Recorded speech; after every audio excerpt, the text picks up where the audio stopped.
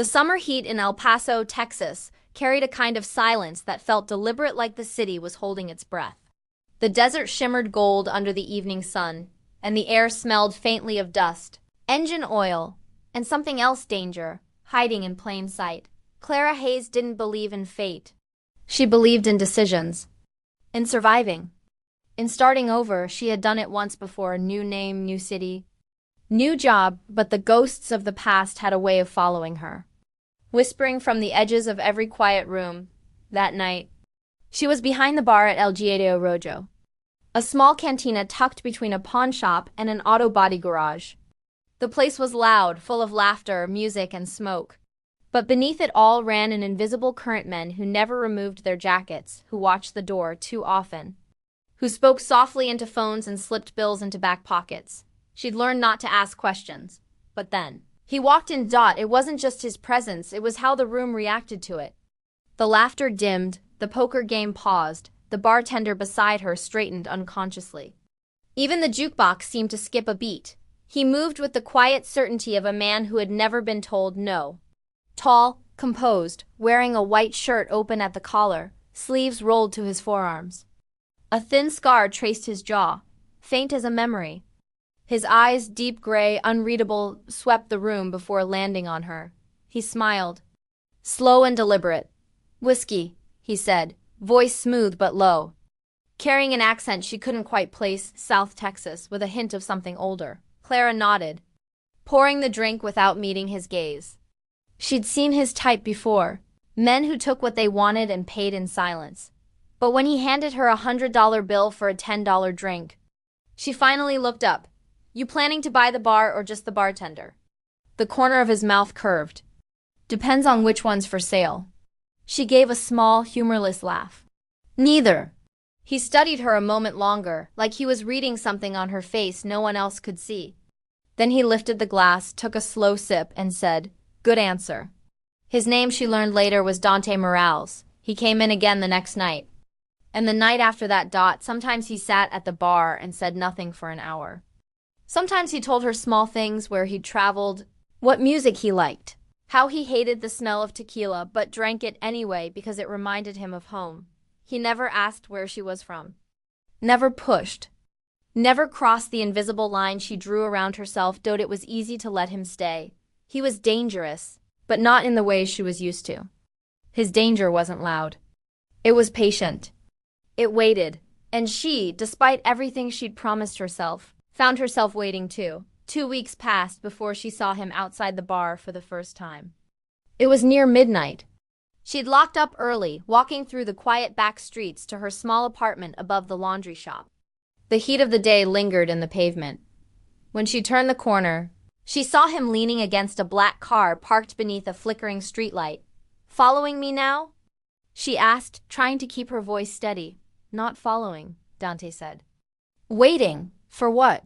"For you to stop pretending you're not curious." Clara hesitated, every instinct screaming to walk away. But curiosity had teeth. She crossed her arms. "You think you know me?" He stepped closer. "No, but I think you've been running long enough that you've forgotten what it feels like to stop." Something inside her cracked. "Just a little." "You have no idea what I've done," she said softly. His eyes didn't waver. "And you have no idea what I forgive." The air between them felt electric, charged with something neither of them wanted to name. She should have left. Instead, she whispered, "You shouldn't be here." "Neither should you," he replied. Lightning flashed somewhere over the desert horizon. And in that second of light, she thought she saw something in him, something darker. Hidden behind that calm exterior, a bruise on his knuckles, a faint glint of metal beneath his sleeve. A gun. Her breath caught, but she said nothing. He noticed her glance and smiled faintly. "Sometimes the world makes us carry ugly things," he said. "And sometimes," she answered quietly, "we carry them by choice." He laughed, then low, genuine. "You surprise me, Clara. How do you know my name?" He looked at her, expression unreadable. "You told me." "I didn't." He held her gaze for a long moment. "Then maybe I already knew." The world tilted. The hum of the streetlight buzzed louder. "What do you want from me?" she asked. He stepped closer, close enough that she could smell the faint trace of cedar and smoke on his shirt. I want the truth, he said. And I want to see if you can still tell it. Before she could respond, headlights cut through the street. A black SUV turned the corner fast, tires screeching. Dante's expression changed instantly, his calm turned sharp. He grabbed her arm, pulling her back into the alley. What are you doing? She hissed. Saving your life, he said. The SUV doors opened. Two men stepped out, dark suits, guns drawn. They scanned the street. Clara's heart pounded. Who are they? Danny's jaw tightened. The kind of men who don't miss twice. He pulled a small pistol from his jacket and pressed it into her hand. If they see you, shoot first. Her voice trembled. I don't even know how. Yes, you do, he said. I can see it in you. The men moved closer, speaking softly into radios. Dante glanced at her, whispering, When I tell you to run, you run north. Toward the church on Mesa, there's a side door that's never locked. What about you? He smiled faintly. I don't run. Then he stepped out of the shadows, gun raised. The street exploded into noise. Ava hit the ground, covering her head as shots tore through the night. Sparks flew from the car. One of the men screamed. Dante moved like smoke, fast, quiet, precise.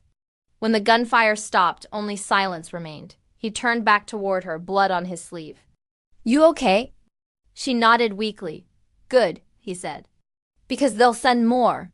She stared at him, breathing hard. Who are you? Dante looked at her then, truly looked, his eyes dark, unguarded. Someone you were never supposed to meet. Why? He hesitated. Because, he said quietly, you don't fall in love with a man like me. She swallowed. And why not? The faintest smile ghosted across his face. Because, mi vida, I'm the reason you've been running all along. Her pulse stopped. What? He stepped closer, the shadows cutting across his face, the truth flickering just behind his calm. My name isn't Dante Morales, he said. It's Marco Vega. The air left her lungs. The name she'd spent 2 years trying to forget. The name that haunted police files and cartel reports. The name whispered in hospitals before bodies disappeared. He saw the realization hit her. His voice softened, but it was steel beneath. I told you I wanted the truth, Clara, he said. Now I need yours. He glanced toward the street, where the SUV still smoldered in the distance. Because those men weren't after me. Her mouth went dry. Then who? You, he said. They were after you. Lightning flashed again.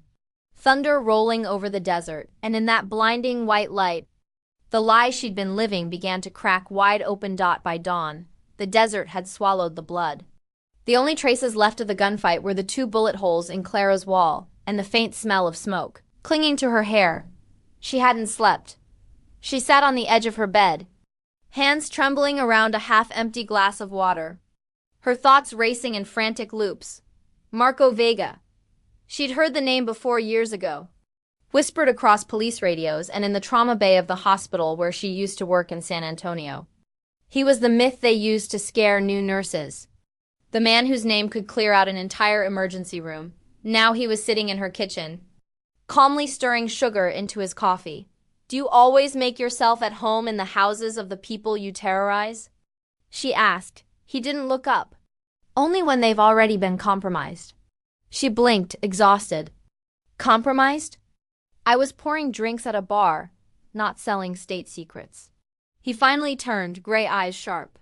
You were followed for 3 nights before I stepped in. Her stomach turned. By who? The men who died last night. He set the spoon down with deliberate precision. They were from the Santoro family. Rivals of mine. Clara stood, crossing her arms to hide the tremor in her hands. You're saying your enemies were after me. Why? I don't know anything. Exactly, he said.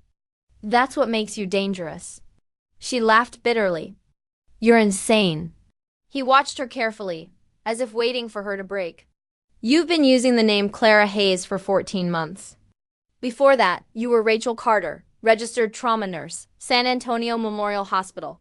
You resigned after the Los Robles massacre, 6 dead, 3 missing, 1 survivor. That survivor was you. Her breath caught in her throat. How do you know about that? His gaze didn't waver. Because it was my men who found you. Clara felt the floor tilt beneath her. No, she whispered. No, that's not possible. It is. He took a step closer. You were treating one of my couriers that night. Santos Vega, my cousin. You were the one who called 911 after the shooting. I was saving his life, she snapped. And in doing so, Marco said quietly, you handed my operation to the D. The air between them went still. She stared at him, shaking her head. I didn't know. I didn't know who he was. Maybe not, he said. But your call set off a chain reaction that cost me 20 men. 2 warehouses and the only thing I've ever cared about protecting. What? She whispered. He held her gaze. My family. Clara took a step back, her voice trembling. You're blaming me for what you built? I'm not blaming you, he said. I'm telling you why you're still alive. Her heart slammed against her ribs. Alive because of what guilt? Debt. He tilted his head slightly, studying her. Because I wanted to know if the woman who ruined me knew what she'd done. Clara's breath came fast now. And what did you decide? He took a slow step forward. That you didn't. She swallowed hard. So what now? You kill me to even the score? He smiled faintly, but it didn't reach his eyes. If I wanted you dead, you wouldn't have woken up. She looked away, trying to steady herself. The sunlight filtered through the cracked blinds, cutting lines across the room, across his face. He looked less like a monster and more like a man burdened by his own legend, but the monster was there. She could feel it in the quiet precision of his movements. The calm that came from years of power and blood. You think saving me last night erases what you are? She asked. His tone stayed even. No, but it changes what you are to me. She frowned. And what's that supposed to mean? It means, he said softly, you're not my enemy anymore. Clara let out a bitter laugh. Then what am I? He met her eyes. A liability I can't stop thinking about. The silence that followed was heavier than any threat. They left El Paso that night. Marco didn't ask her to come. He simply told her she couldn't stay. The Santoro cartel would come for her next, he said. The police wouldn't protect her, too many of them on someone's payroll. Where are we going? She asked as they crossed into New Mexico, the desert stretching endless beneath a bruised sky. Somewhere they won't look, he said. And somewhere you'll learn why they wanted you. He drove like a man who didn't fear death, one hand on the wheel, the other resting casually on the gun beside him. Clara kept glancing at him in the dark. Her thoughts a tangle of fear and something she didn't want to name. Tell me something, she said finally. Why did you come to my bar in the first place? He smirked faintly. Because it was the only place in El Paso that didn't have my name on it. You could have gone anywhere. I went where you were. She looked at him, searching for a lie. Why me? He glanced her way, the faintest softness breaking through his steel. Because you looked like someone who'd already lost everything. I wanted to know what it felt like. Her throat tightened. To lose? He shook his head. To care again. She turned toward the window, hiding her face from him. Outside, the moon was rising over the desert, painting the sand-silver dot. It was stupid wrong, but part of her wanted to believe him. That maybe he wasn't just a story carved out of blood and fear. That maybe there was still something human inside him. They drove for hours in silence, until they reached a remote ranch outside Socorro. The property was surrounded by nothing but sagebrush and wind. Inside, the walls were lined with maps, photos, and stacks of manila folders, names, routes, numbers. This isn't a safe house, Clara said quietly. It's a war room. Marco poured 2 glasses of tequila and handed her one. You're part of that war now. I never asked to be. Neither did I, he said. She stared down at the drink. You keep saying they're after me. But you never told me why. He leaned back, his expression unreadable. Because there's something missing from my organization. Something that vanished the night of Los Robles. She frowned. And you think I took it? He smiled faintly. No, I think someone used you to take it. What? He turned, locking eyes with her. A list. The names of every federal agent on my payroll. Her blood ran cold. You're saying... I'm saying, he interrupted softly, that whoever framed you wanted me to believe you had it. Why would they do that? Because, he said, taking a slow sip of his drink, If I killed you, no one would ever know who really did. The realization hit her like ice. So you saved me, she said. Not because you care. Because I might still be useful. He looked at her, voice quiet, almost regretful. That's how it started. She exhaled, shaking her head. And now? He smiled, faint and sad. Now I'm not sure. Lightning flashed outside. For a brief moment, the whole room was lit white, and she saw it, the fear in his eyes. Buried so deep it almost looked like love, but love from a man like Marco Vega was just another kind of danger.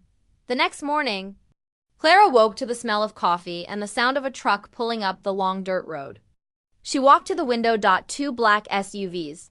No license plates. Her stomach dropped. Marco was already standing at the door, gun in hand. How did they find us? She whispered. He didn't answer. A phone buzzed on the table. He picked it up.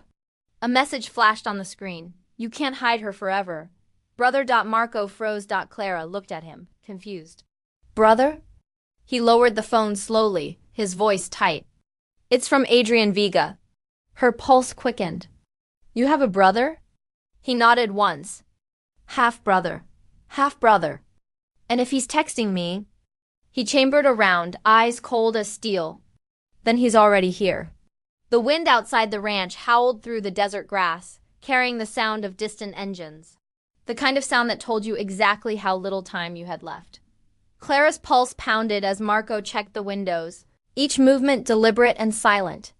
The SUVs were still idling at the end of the dirt road, dark shapes against the red horizon. How many? She whispered. 4 vehicles, he said, voice calm, almost detached. At least 10 men. Yours? He glanced at her, his expression unreadable. Not anymore. A low thud echoed across the house. The first bullet hit the front wall. The dust rained from the ceiling. Marco motioned toward the back hallway. Move. They ducked low, slipping into the narrow corridor lined with maps and photographs. Clara's eyes caught on one picture in particular, a younger Marco standing beside another man, both of them wearing suits and identical smirks. Is that him? She asked, nodding at the photo. Marco paused. Adrian, he looks like you. He used to be better than me. Another gunshot shattered the window, glass exploding across the hallway. Marco pushed her down just as a bullet splintered the doorframe above her head. You said he's your half-brother, she said, her voice trembling. Why is he trying to kill you? Marco reloaded with precise, measured movements. Because he thinks I killed our father. She froze. Did you? He looked at her, eyes hard as flint. Would it change anything if I said yes? She didn't answer. He moved closer, his breath hot against her ear as he whispered, Stay behind me. They slipped out the back door, the desert air sharp and cold. The horizon burned with the last of the sunset gold bleeding into crimson. Marco led her toward a rusted pickup hidden behind a shed. As they reached it, a voice called out across the yard, smooth, controlled. Unmistakably familiar. Brother. Marco stopped cold. Clara followed his gaze. A man stepped out from the shadows, dressed in black, his expression calm and surgical. Adrian, Marco said quietly. Been a long time, Adrian replied. You look older. You look the same, Marco said. Arrogant as ever. Adrian smiled faintly. And you still pretending you're the hero of your own story. He motioned toward Clara. You must be the nurse. Her chest tightened. How do you... I've been looking for you, he said. You've caused quite the problem for my family. She's not your problem, Marco said. Everything that touches you becomes mine, Adrian replied, almost tenderly. You should know that by now. He tilted his head slightly. Did you tell her what really happened the night of Los Robles? Marco's jaw tightened. That's not her concern. Adrian chuckled. Of course it is. She's the reason it happened. Clara's blood ran cold. What? Adrian's gaze slid to her, deliberate and cruel. You thought you were helping a stranger that night, didn't you? The man you stitched up, the courier with the gunshot wound. You were following protocol, saving lives. But you didn't know that call to 911 was traced to a D-leak. The agents who arrived weren't there to save anyone. They were there to clean up. She shook her head. That's not possible. Marco looked away. Adrian smiled. Ask him. He knows. He was there. Clara turned to Marco, her heart pounding. You were at Los Robles? He didn't answer. Her voice rose. Tell me the truth. Marco's eyes met hers, full of something she couldn't name. Regret, guilt, love. I came too late, he said quietly. By the time I got there, the blood was already on the floor. You were the only one left alive. Clara took a step back. Why didn't you tell me? Because you wouldn't have believed me, he said. Adrian took a slow step forward. You see, her testimony could have destroyed our entire network. But Father didn't want her dead. He wanted her useful. He planned to use her as proof of innocence if the D ever came knocking. He smirked. Then someone killed him before he could. Clara looked between them. You think he killed your father? Adrian's smile vanished. I don't think. I know. Marco raised his weapon. You don't know a damn thing. Adrian's eyes flashed. You shot him in the back, Marco. I found him on the office floor. Blood on his hands and your gun still warm. I found him that way. Marco shouted. Clara flinched at the sudden fury in his voice. For a moment, the brothers simply stared at each other, the silence between them heavier than gunfire. Adrian's voice softened. You always said you'd do anything to protect what was yours. Maybe you finally proved it. I did, Marco said, his voice low, shaking. And that's why I didn't kill him. Then who did? Adrian demanded. Marco hesitated. His eyes flicked toward Clara. Adrian noticed and smiled. Oh, don't tell me. Clara's stomach twisted. What? Didn't he tell you? Adrian asked. The bullet that killed our father came from your hospital. Her pulse stopped. Adrian continued, savoring every word. Your medical pistol, issued by San Antonio Memorial, used in the Los Robles massacre. Your fingerprints, your serial number. It was all over the crime scene. She shook her head, breath breaking. That's not possible. I never... Marco lowered his weapon slightly. You didn't pull the trigger, Clara. Someone used your access. Someone framed you. Who? She whispered. Marco's expression hardened. A D-plant inside my father's circle. Someone feeding both sides. Adrian smirked. Always the patriot, aren't you? Still trying to turn our family into a cause. You're the one who turned it into a business, Marco snapped. Adrian raised his gun. And now I'm going to finish it. The shot rang out before Clara could scream. Marco lunged, pulling her to the ground. A bullet tore through his shoulder. He gritted his teeth, firing back once, twice each shot echoing off the metal walls. Adrian ducked behind the SUV. Clara crawled toward Marco, pressing her hand against the wound. You're hit! Not bad, he muttered. You should see the other guy. Marco, get in the truck. I'm not leaving you. Do it! He roared. She stumbled toward the driver's side, hands shaking. Marco fired another shot, shattering the SUV's windshield. Adrian ducked again, shouting orders to his men. Clara turned the key. The engine roared to life. Go! Marco yelled, running toward her. She slammed her foot on the gas. The truck lurched forward, gravel spitting beneath the tires. Marco jumped onto the passenger side as bullets sliced through the air. They tore down the dirt road, headlights cutting through the rising dust. Marco clutched his bleeding arm, breathing hard. Marco, she said. Panic thick in her voice. We can't keep running. He won't stop. He gave a humorless laugh. Neither will I. She glanced at him, trembling. You said you didn't kill your father. I need to believe that. He looked at her, pain and defiance tangled in his expression. Then believe it. Because the man who did is still alive. Who? He hesitated, his gaze distant. The D agent who came to Los Robles that night. Clara froze. You mean, he nodded. Agent Rourke. The name hit her like lightning. She'd heard it before, whispered in hospital corridors, tied to missing evidence and dead witnesses. He framed you, Marco said. And he killed my father. He's the one who sent Adrian after us. The world seemed to shrink around her. Why? Because, Marco said quietly, my father was about to expose him. He was working for both sides. Rourke wanted to destroy every piece of evidence tying him to the cartel, including you. Clara gripped the steering wheel tighter. Then we find him. Marco smiled faintly. blood streaking down his arm. Already did. She looked at him. What do you mean? He turned his head toward her, eyes dark and steady. He's in Santa Fe. The road to Santa Fe cut like a scar through the desert. The headlights of the pickup painted fleeting streaks of gold across the sand, then vanished into darkness again. A full moon hung over the mesas like an unblinking eye. Clara drove with both hands tight on the wheel, every nerve alive. Beside her, Marco pressed a blood-soaked rag to his shoulder, jaw set. The silence between them was thick with everything they hadn't said. Tell me what happens when we find him, she finally asked. Rourke? Marco's voice was rough. Yes, what do you plan to do? He didn't look at her. End him. That's not justice, that's vengeance. He gave a small, humorless laugh. In my world, they're the same thing. Clara's eyes stayed on the road. Then maybe I don't want to live in your world. He turned, studying her profile in the dim dashboard glow. You're already in it. They reached the city before dawn. Santa Fe was half-asleep. Art galleries shuttered, neon signs buzzing weakly over rain-slick streets. Marco directed her to an old adobe compound tucked behind a row of boutiques, the kind of place that looked abandoned to anyone not looking closely. Inside, the air smelled of dust and gun oil.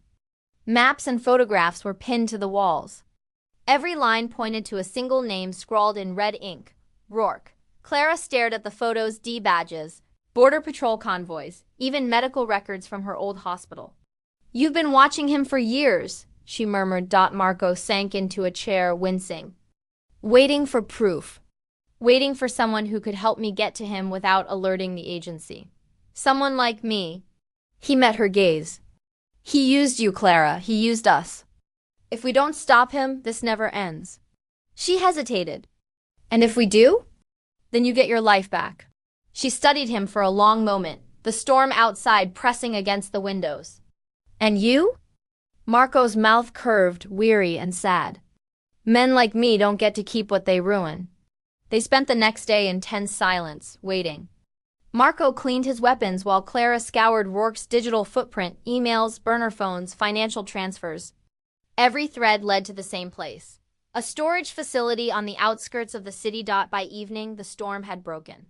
Sheets of rain swept across the streets as they pulled up outside the building. Gray concrete. Empty parking lot. A single light burning in the far corner. Stay in the truck, Marco said, loading his pistol. No. He looked at her, almost pleading. Clara, I'm the reason he's alive. I'm going in. He saw the fire in her eyes and knew there was no stopping her. With a resigned nod, he handed her a second gun. Keep it low. Don't hesitate. Inside, the storage hall was cold and echoing, the fluorescent lights flickering overhead. Water dripped somewhere in the distance. Marco led, gun drawn. Clara followed close behind, every shadow stretching long and menacing. They reached Unit 43. The lock was already broken. Marco pushed the door open. Inside, a single desk sat beneath a bare bulb. On it, folders, hard drives, and a photograph of 3 men. Rourke in the center, Marco on the left, Adrian on the right. All younger, smiling. Clara's breath caught. You worked with him. Marco's jaw tightened. Before he was D, he was ours. My father trusted him. And you? I called him brother. A voice from the dark corner answered, smooth and familiar. And you should have kept it that way. They spun around. Agent Rourke stepped from the shadows, gun raised, face calm as marble. You always were sentimental, Marco. Drop it, Marco growled. Rourke smiled faintly. You first. He looked at Clara then, his gaze almost gentle. You shouldn't be here. Miss Hayes, you had a chance to disappear. I'm done disappearing, she said. Then you really don't understand what you're standing in the middle of? He motioned around the room. This isn't a cartel story anymore. This is national security. I built both sides so neither could win. Balance, Miss Hayes. That's what keeps empires standing. You built corruption, she said. I built order. Rourke snapped. Your friend here, he wanted to burn it all down. He shifted his aim to Marco. You killed the wrong man. Viga, I told your father to step aside, but he wouldn't. You shot him before you even asked why. Clara froze.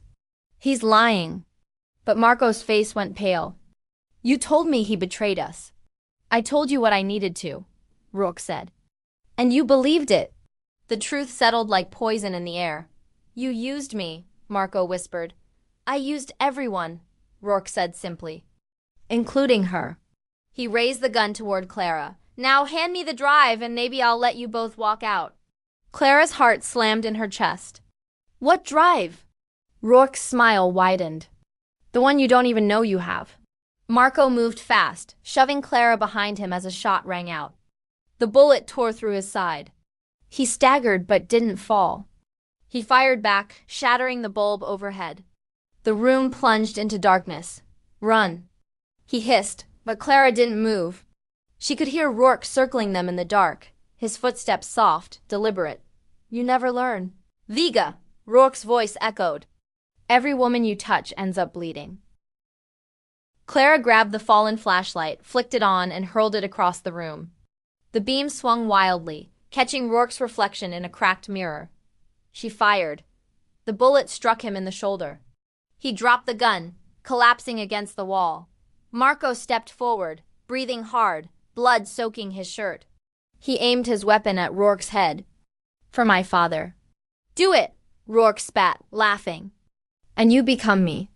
The rain outside thundered against the roof. Marco's hand trembled. Clara reached him, voice breaking. Don't, he wants this. He wants to die a martyr. Rourke smiled through his teeth. She's right. Either way, I win. Marco hesitated, the weight of every sin pressing down on him. Then, slowly, he lowered the gun. You don't get to win, he said. He turned away just as Rourke lunged, pulling a second pistol from his ankle. The shot echoed like lightning. Rourke fell first, eyes wide in disbelief. A dark bloom spread across his chest. Clara stood behind him, gun shaking in her hands. She dropped it, gasping. He was going to... I know, Marco said, catching her before she collapsed. It's over. But it wasn't. Blue lights flashed through the rain-streaked windows, sirens rising in the distance. Marco muttered. They'll bury us both for this. Clara looked at him, tears mixing with the rain. Then we run. He smiled faintly. You really think we can outrun everything we've done? She touched his face. We can try. Outside, the rain turned to snow, soft and relentless. They slipped out the back door as the sirens grew louder. Their figures swallowed by the storm dot behind them. The storage unit burned, taking with it every file, every secret, every lie. They didn't stop driving until sunrise. The desert was pale and endless again, the sky a wash of pink and gray. Marco's bandage was soaked through, but he said nothing. Clara finally broke the silence. You didn't kill him because of me. He smiled weakly. No, I didn't kill him because of who I used to be. She turned to him, eyes soft. And who's that? He closed his eyes. Someone who believed love could save him. She reached for his hand. Maybe it still can. His fingers tightened around hers, warm, trembling, alive. But far behind them, in the smoldering ruins of the storage unit, a phone buzzed beneath the ash. A message appeared on its cracked screen. Adrian, status? Rourke, dead. But she's still alive. The snow fell soundlessly across northern New Mexico, softening the edges of everything. The mountains, the desert brush, even the blood drying on Marco's sleeve. It was nearly dawn again. The sun hadn't risen yet, but the sky had begun to glow, a faint silver wash over the horizon. The world looked clean. But they weren single quotes T. Clara sat in the passenger seat, wrapped in Marco's jacket, her body numb from exhaustion and cold. The highway stretched out before them, empty, endless. The kind of road where ghosts caught rides. Neither of them had spoken in hours, when Marco finally pulled off onto an old service road and stopped the truck, beside an abandoned diner. The silence broke like glass. Clara turned to him. You're bleeding again. He gave a faint, tired smile. You're persistent, and you're dying. He looked out the windshield, the first light brushing across his profile. We all are, mi vida. Some of us just take longer to notice. Clara swallowed, her voice unsteady. Then tell me what this was really about. All of it. He didn't answer immediately. He reached into his jacket and pulled out a folded piece of paper, worn, creased, and blood-stained. He held it out to her. What's this? she asked. The last thing my father wrote before he died. She hesitated, then opened it. The handwriting was messy, fading in places, but she read the words aloud. They've taken the list. Not Rourke! The one behind him. Tell Marco. It was never the D, it was blood. Clara looked up, confused. Blood? Marco's jaw clenched. My brother. Her breath caught. Adrian. He nodded. My father's empire was built on control. Adrian wanted power. He made a deal with Rourke long before Los Robles, trading our roots for protection. When my father found out, he confronted him. Rourke pulled the trigger, but Adrian gave the order. She stared at him, the truth sinking like ice. So when Adrian came for us, he wasn't avenging our father, Marco said quietly. He was cleaning up his mess. Clara looked down at the letter, her hands shaking. Then why didn't you kill him? He gave a faint, sad smile. Because I swore I'd never spill family blood again. I thought maybe if I let him live, it would mean I could still be something better. Her eyes met his. And do you still believe that? He exhaled slowly. I want to. The snow outside thickened, the flakes catching in the beams of the truck's headlights. Clara reached across the seat, her fingers brushing his. Then start with me. He turned to her, surprised. You should run while you still can. She shook her head.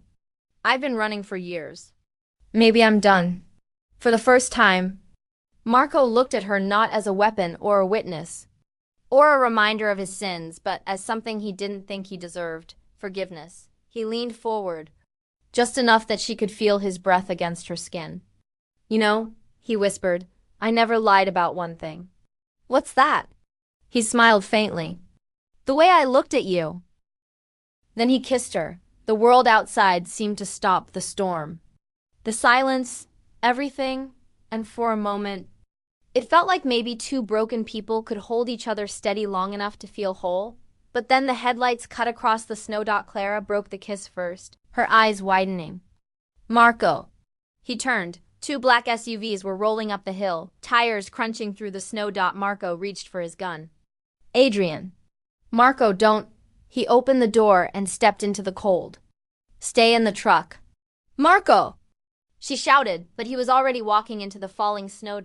The wind howled across the open field.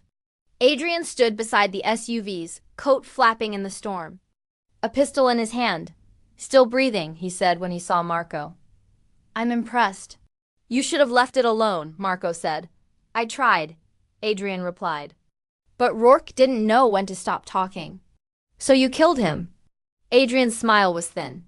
He forgot who was in charge. The brothers stood in silence for a moment, snow swirling between them. Marco's voice was steady. You framed me for father's death. Adrian's expression didn't change. Someone had to wear the blame. You were already halfway to being a ghost.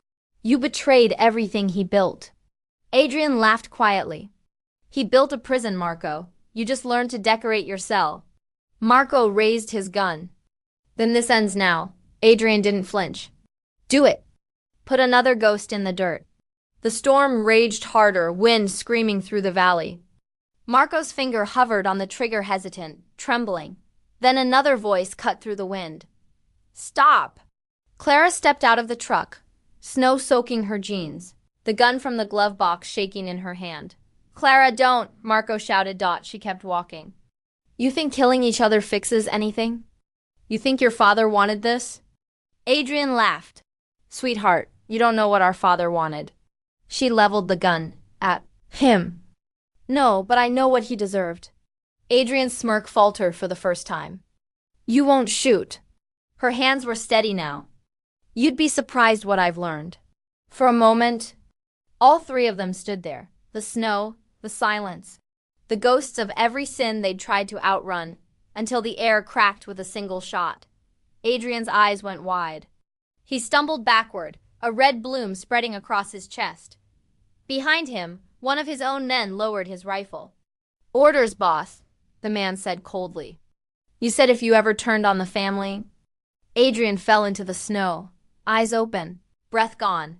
The gunman turned and ran. Marco stared down at his brother's body, the storm howling around them. He got what he wanted, he murmured. Clara stepped closer, tears freezing on her cheeks. So did you.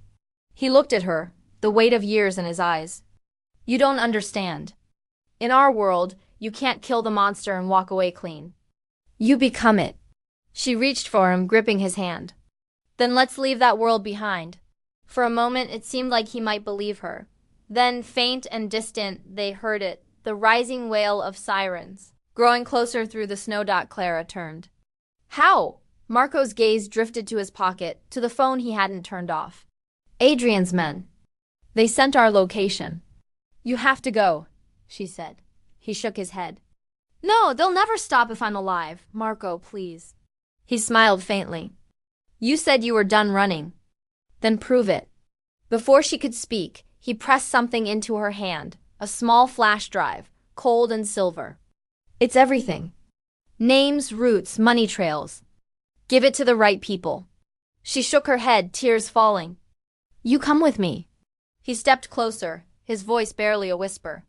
I already have. Then he turned toward the flashing lights and raised his hands. Marco! She screamed, but he didn't turn back. The snow swallowed the sound of her voice. The sirens grew louder, the lights brighter, until all she could see was white. 2 months later, the Vega Empire was gone. The files Marco left behind dismantled half the Southwest cartel network. The D called it Operation Glass. The news called him a myth. No one ever found his body. Clara moved north, to a small town in Montana. She worked in a clinic near the border, living quietly, answering to no one. Sometimes, when the winter nights stretched long and silent, she would hear a car engine outside. She'd look through the frosted glass, half expecting to see him leaning against a dark sedan. That same faint smile in the snow. He never appeared, but once, on a quiet Sunday morning, a package arrived at her door, no return address. Inside was a single photograph. Her, behind the bar at LGATO Rojo, taken from across the room, and on the back, in his handwriting, I never lied about the way I looked at you. She stood there for a long time. The snow falling outside, the words blurring beneath her tears. He was gone. But his truth remained carved into her, unshakable, alive. Because love, she finally understood, wasn't about what survived. It was about what refused to die.